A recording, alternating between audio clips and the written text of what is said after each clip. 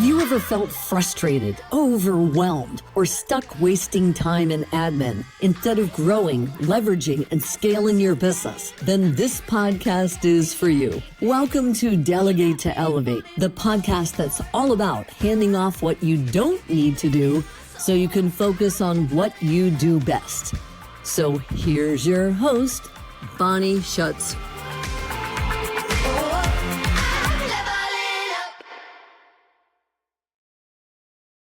Hello, everyone, and welcome to Delegate to Elevate. Get done. I'm your host, Bonnie Schutz, bringing you another fantabulous guest today. That's my word, by the way, Katie, that I created. I think it might actually be a real word because I've tried spell check and it comes up. So, hey, fantabulous. I thought I was merging two words, but hey. Everybody, please meet Katie Ellinger. Hi, Katie. Katie is the co-founder of Prometryx, a bookkeeping and back office financial services firm that supports small businesses across the U.S. Originally from Boston, she studied math at MIT and began her career in management consulting at BCG. I was like, big, cool guys. We'll let her tell you what that means. Before moving into the startup world and eventually launching her own business. Yay. Along the way, she's worn many hats, both as someone who delegates with intention. My love language, and as a trusted recipient of high stakes delegation. Today, she brings that dual perspective to building systems and teams that help business owners stay focused on what they do best. It's almost like you were coming straight out of my head with that last line. Welcome, welcome. I'm so excited to have you. Thank you, Bonnie. It's great to be here. I'm very excited for this conversation. Oh, me too. And first off, tell everybody where you're located. Sure. So I am in Medellín, Colombia, a little bit down south compared to where I'm from with Boston. It's a little bit warmer here, a little bit more tropical. I first came here for personal reasons, actually, about 5 or 6 years ago. But I realized that there are so many great people here. And I think maybe something we'll talk about later on when we talk about delegating is nearshoring and offshoring and how we can take advantage of the fact that there are fantastic people across the world who are able to help us. I love that. I was living here and I met a lot of great people who I wanted to work with. And so I've kind of found the best of both worlds. What is the native language there? Forgive my naivety. Is it Spanish? It is Spanish. And I It is didn't speak very much Spanish when I moved here, but I've learned. Okay. And there are a lot of English speakers too. Oh, good. Wonderful. So this podcast goes across the world, and I hopefully we'll call out some Colombians to watch and listen to this episode when they see the word Colombia out there. But this is my first interview with a true digital nomad, so I love that. And I say nomad as if you're traveling all over the place, but I think you're pretty much stationed in Colombia at the moment, right? Mhm. Okay. Do you have plans to go somewhere else in the future or come back to the U.S.? I do still spend a lot of time in the US. I probably spend 3/4 of my time in Colombia and 1/4 in the US. So I love I how keep I a can foot hear the in little both worlds. accent. You get the Colombia accent. I love it. Yeah. People here definitely want to make sure it's not Columbia University, it's Right. Colombia. Colombia. Yes, yes, yes. I love it. I love it. I watch a lot of shows on Netflix. Mhm. Like in that area, that region. So I tend to sit on my couch speaking in a foreign tongue, and it's kind of funny. But I digress. Let's get into this. Let's say so. As I've shared with Katie, everybody, and you all, if you've listened to previous episodes, what's seemingly the number one, if not number two, thing that people hand off or delegate out of their business is bookkeeping. And I completely understand why. But let's hear why Katie hears from her clients that they give up bookkeeping so easily or frequently. Yeah, well, I would say it comes down to a few things. In general, when I think about delegation, I think about trust. How much do I trust the person that I'm delegating to do the task well? And alternatively, how much do I trust myself to do it well if I don't delegate it? And I think Ooh. bookkeeping and accounting in general is something where people have a lot of anxiety because it really matters. When you pay your taxes, the foundation for that is your bookkeeping and your accounting. And so it's really important It is a bit technical. The systems that are out there, we use QuickBooks Online and other systems as well, they're complicated. So it's not anything that a business owner couldn't learn if they spent their time learning it, but it's not necessarily a great use of their time to spend their time learning it. And it's something that is very easy to delegate because of the systems and kind of the industry that's in place to pick up that work and run with it. Right, right. I had to admit it. It's one of the very first things that I cross-delegated to the hubs, um, because math and taxes and laws and all the things that go into the accounting and coding and sorting and whatever you do in QuickBooks, which I know a little bit about, but not much. I can run a report or two if I need it. But yeah, no, it is that specialty that is like second to none. It's something that, yeah, I got in there. I'm like, I can do this. I can do this myself. But it is not the best use of a CEO's time to be digging in the books. Now, to be, if you would agree with me, to be aware of your numbers and understand what's going on in QuickBooks or that what your bookkeeper is doing for you is pretty important as a CEO, though. That's definitely true. And that's something where a lot of the work that we do is actually kind of educating our clients and making sure that when we're working hand in hand with them so that they have reports that are tailored to the way that they think about their business and that they can read and Nice. understand. Because a lot of times what we hear with people who haven't had great experience with other bookkeepers is that it just seems too complex. They read the profit and loss and they don't actually know how to read it. And it seems like something where like, I'm going to throw that at my CPA and see what happens on taxes. And then taxes get even more complex. So Oh, no kidding. taking the time to understand and to make sure that we're on the same page is a big part of how we build that trust with our clients. Yeah, I can see that's super important and admittedly, like it's scary to let somebody into your emotional world of money and the Mhm. finances that are behind your business. Like you don't want people to see what you think are your failures or, where your business has ebbed and ebbed and ebbed and maybe flowed here and there. Exactly. That happens. And, if you're the only one that knows it, you've got it, tied away. But to open up yourself to a bookkeeper is, I want to empower people right now, here and now, like do it, just do it. But, do your homework. Find great people like Katie and her Prometryx business to help you who are open to talking about it and the emotional side of it, I assume. You become like a therapist, a financial therapist, right? Yeah, it's funny actually. One of our clients once told me that this was a husband and wife operated business, Huh? and they told me that I had drastically helped their marriage because Oh, they couldn't agree on the financial side. But as soon as we gave them the information that they needed so that they could both have a conversation that was grounded in the facts of the business rather than I feel stressed about this financially or I don't feel stressed about it. Once we gave them the numbers, they could make the decisions, and that took care of a lot of their wow. marital arguments. I just felt that like right in my heart because it is a husband and wife company over here that I run.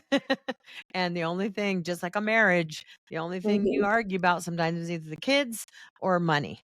mhm. And it's been a challenge. I'll get vulnerable, everybody. It's been a bit of a challenge to separate my marriage and my love for my husband and my business. I am the owner, by the way. The CEO. He is my anointed CFO, uh, not formally.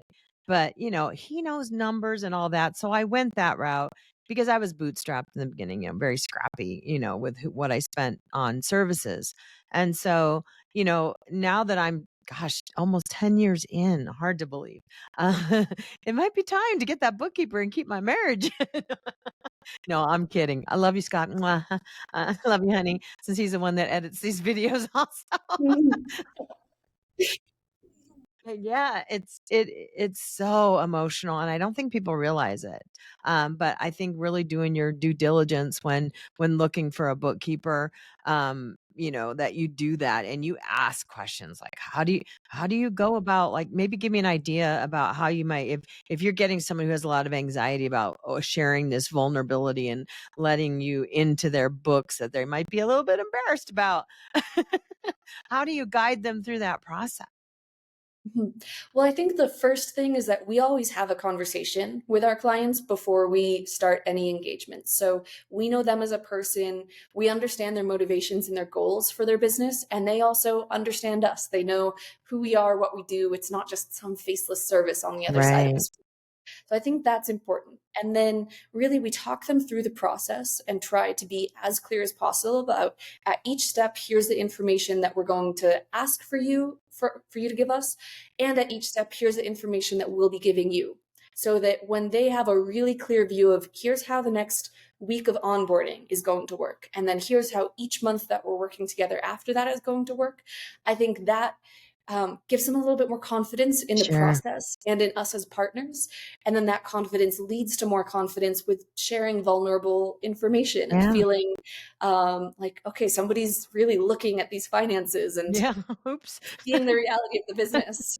Yeah. No, I love that. No, that is something that in almost any professional service, if you are a provider out there, even if you're outsourcing something from your business to a virtual assistant or to a marketing agency or a, I don't know, an SEO firm or something to bulk up your website, that realness and vulnerability kind of plays over into every professional service. If you're finding a provider, that would be my advice, is a provider that's open to getting to know you as a person. They're not just going to be plug and play. Here's a task, do it, goodbye. you know, and I say Exactly. this from also from experience in my corporate days when I was an executive assistant for, oh my God, nearly 30 years. Um, like the bosses that I worked for better were those that let me in. And I just, this is just coming into my head right now because it plays and marries so well with my thinking right now as a CEO and working with somebody that's in my books. Like the more I knew about them and their vision and their life, like literally their life, like what is this quality of life? What is your goal for this business?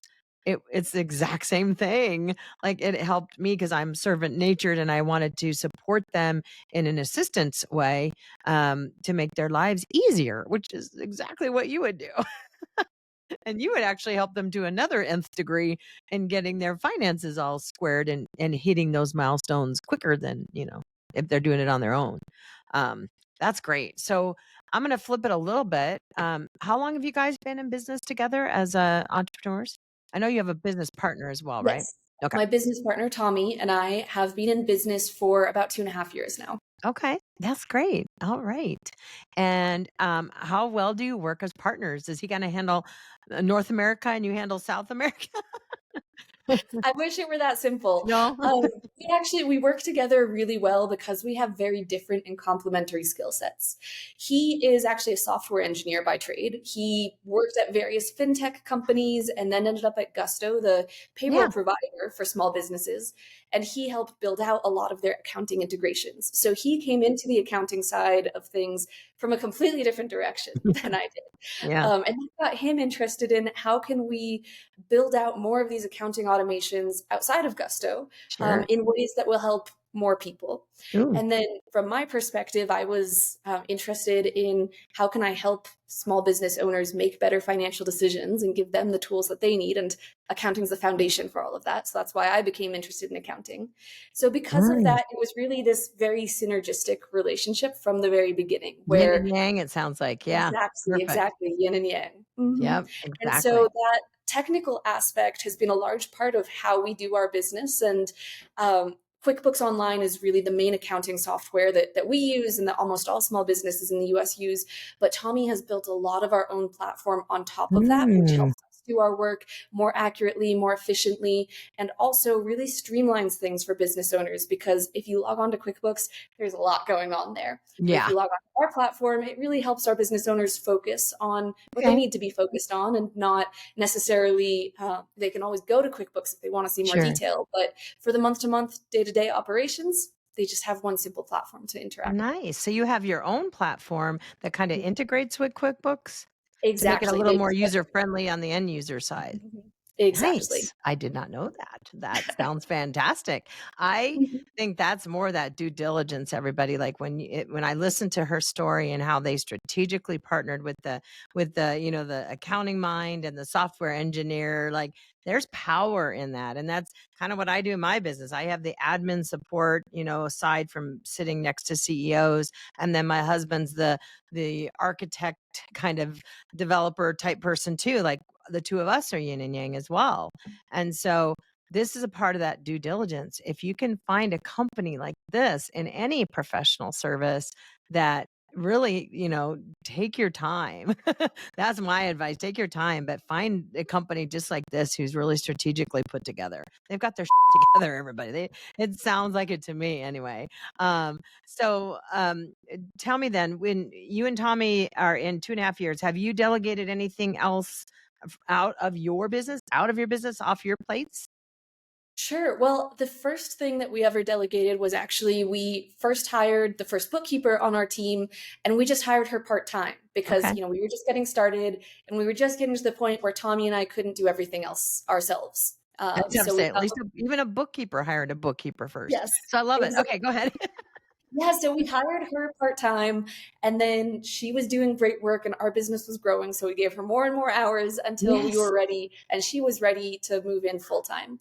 And so she's been with us for 2 Okay. out of the 2.5 years that we've been working together, and Okay. honestly seeing her growth with the company and Oh, how I just keep on delegating more and more to her I love and it.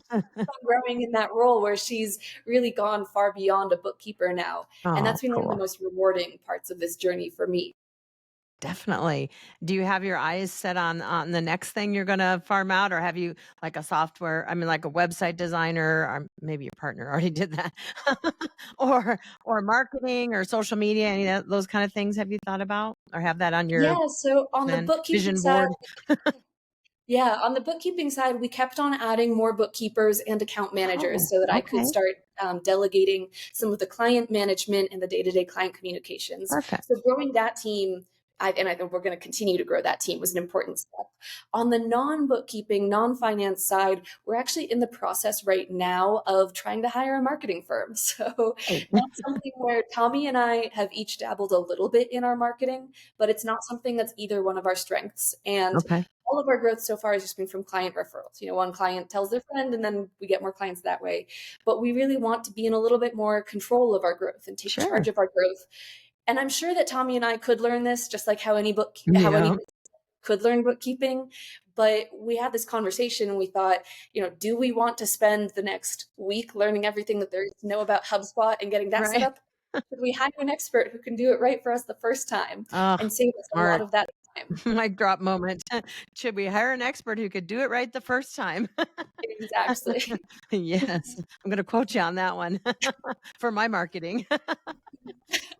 I am not a marketer, but yeah, no, that's smart. That's so smart. I mean, you have so much wisdom for a young business, for, rather young business, and that's great. So, um, what I like to do is ask for my guests to give a couple of golden nuggets, I call them, to my listeners about, like maybe it's something you've been vulnerable and not so good at delegating, or where you might like to be, or if you're happy where you're at right now and just I'm good at delegating to my my bookkeeping team and my finance team, not quite ready to dive further, but I don't know, whatever you can think of that might be help them feel good about where they're at, or where they can go, if that all makes sense.